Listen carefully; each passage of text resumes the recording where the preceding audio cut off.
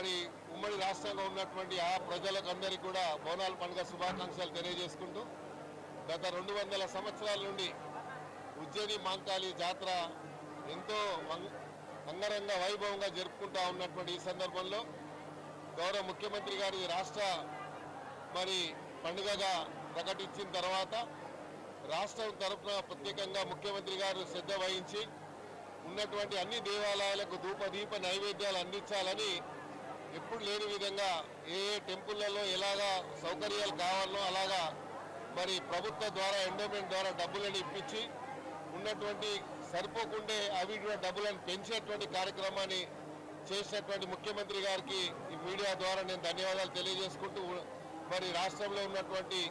దేవాలయాల కమిటీ తరఫున కూడా ముఖ్యమంత్రి గారికి ధన్యవాదాలు తెలియజేసుకుంటూ ప్రత్యేకంగా అప్పట్లో చాలామంది అనారోగ్యానికి గురై కలరా వ్యాధి వల్ల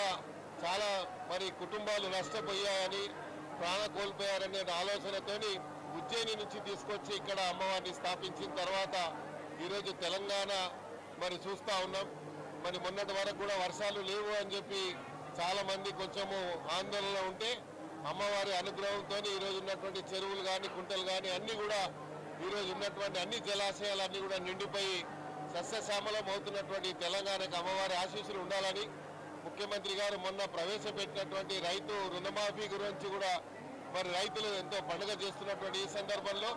దాంతోపాటు ఎంబడే వర్షాలు రావడం అనేది రాష్ట్ర ప్రజలకు ఇది శుభసూచకంగా నేను భావిస్తూ ముఖ్యమంత్రి గారికి ఇలాగే అమ్మవారి ఆశీస్సులు ఉండాలని ఈ రాష్ట్ర ప్రభుత్వానికి ఆశీస్సులు ఉండాలని మనస్ఫూర్తిగా అమ్మవారిని కోరుకుంటూ ఇక్కడ వచ్చే ప్రతి భక్తులు కూడా అమ్మవారి ఆశీస్సులు ఉండాలని మనసా వాచా వేడుకుంటూ ధన్యవాదాలు.